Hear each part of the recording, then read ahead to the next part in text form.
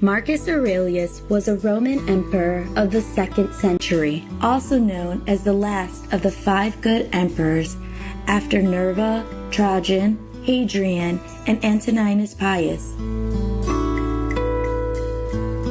During his 19 years of leadership, Aurelius gained a reputation as a philosopher king.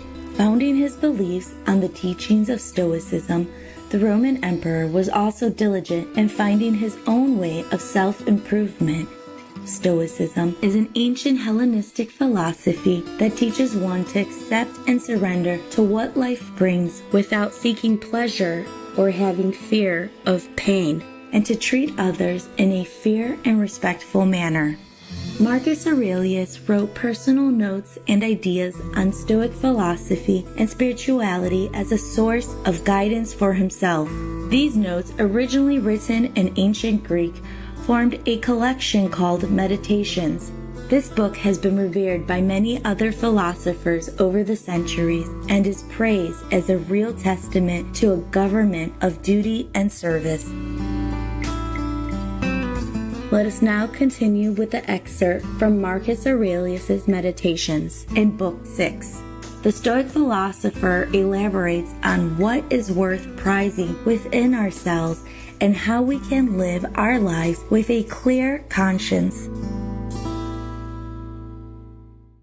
Meditations, Book 6. Some things are rushing into existence, others out of it. Some of what now exists is already gone.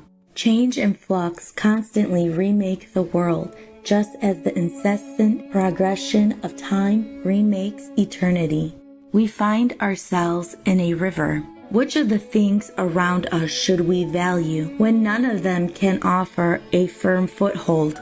Like an attachment to a sparrow, we glimpse it and it's gone. And life itself, like the decoction of blood, the drawing in of air. We expel the power of breathing we drew in at birth just yesterday or the day before, breathing it out like the air we exhale at each moment. What is it in ourselves that we should prize? Not just transpiration, even plants do that, or respiration, even animals breathe, or being struck by passing thoughts, or jerked like a puppet by your own impulses, or moving in herds, or eating and relieving yourself afterwards, then what is to be prized? An audience clapping? No more than the clacking of their tongues, which is all that public praise amounts to, a clacking of tongues. So we throw out other people's recognition. What's left for us to prize? I think it's this: to do and not do what we were designed for. That's the goal of all trades, all arts, and what each of them aims at, that the thing they create should do what it was designed to do. Teaching and education. What else are they trying to accomplish? So that's what we should prize. Hold on to that and you won't be tempted to aim at anything else. And if you can't stop prizing a lot of other things, then you'll never be free, independent, imperturbable, because you'll always be envious and jealous, afraid that people might come and take it all away from you, plotting against those who have them, those things you prize. People who need those things are bound to be a mess and bound to take out their frustrations on the gods, whereas to respect your own mind, to prize it, will leave you satisfied with your own self, well integrated into your community and in tune with the gods as well, embracing what they allot you and what they ordain. The elements move upward, downward, in all directions. The motion of virtue is different, deeper. It moves at a steady pace, on a road hard to discern, and always forward. The way people behave, they refuse to admire their contemporaries. the people whose lives they share. No, but to be admired by posterity, people they've never met and never will. That's what they set their hearts on. You might as well be upset at not being a hero to your great-grandfather. Not to assume it's impossible because you find it hard. But to recognize that if it's humanly possible, you can do it too. In the ring, our opponents can gouge us with their nails or butt us with their heads and leave a bruise, but we don't denounce them for it or get upset with them or regard them from then on as violent types. We just keep an eye on them after that, not out of hatred or suspicion, just keeping a friendly distance. We need to do that in other areas. We need to excuse what our sparring partners do and just keep our distance without suspicion or hatred. If anyone can refute me, show me I'm making a mistake or looking at things from the wrong perspective, I'll gladly change. It's the truth I'm after, and the truth never harmed anyone. What harms us is to persist in self-deceit and ignorance.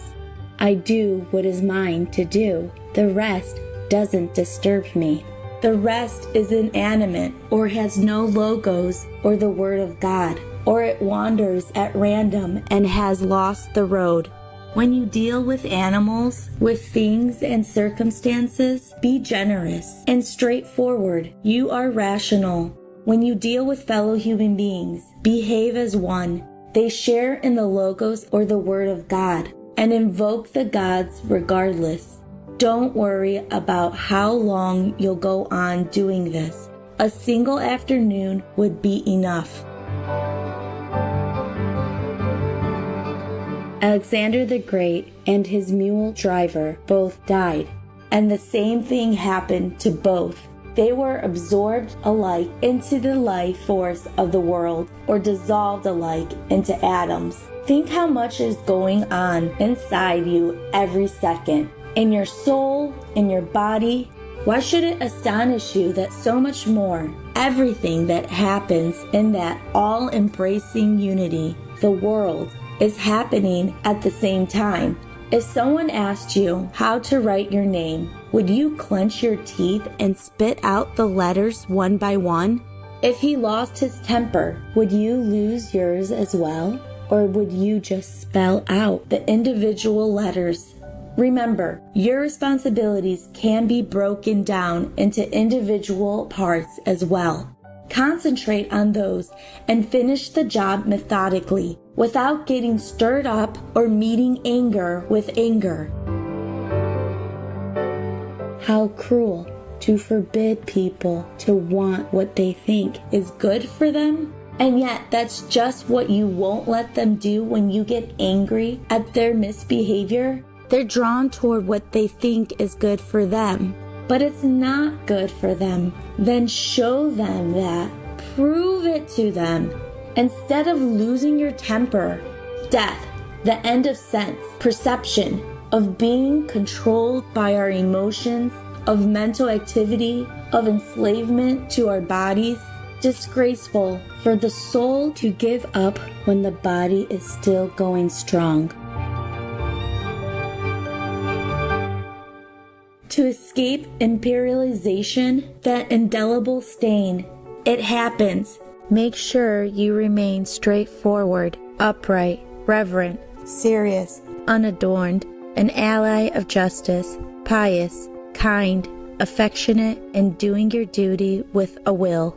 Fight to be the person philosophy tried to make you. Revere the gods. Watch over human beings. Our lives are short. The only rewards of our existence here are an unstained character and unselfish acts.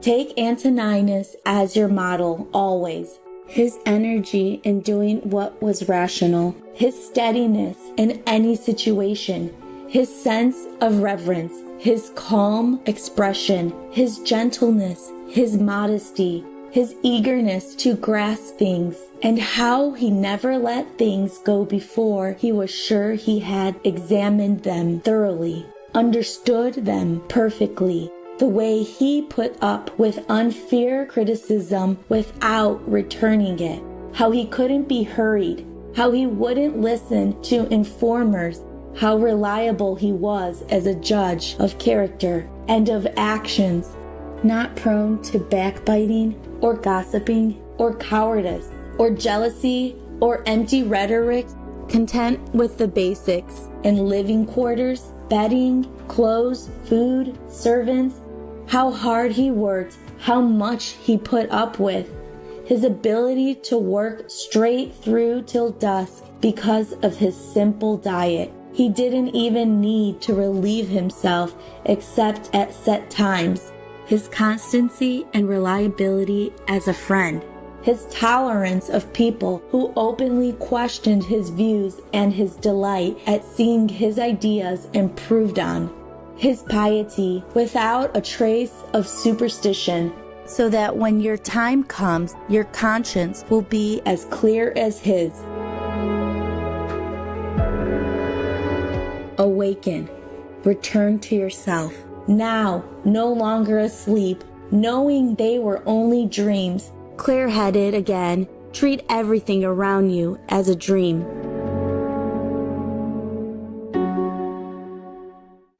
Magnanimous viewers, we appreciate your company for today's words of wisdom.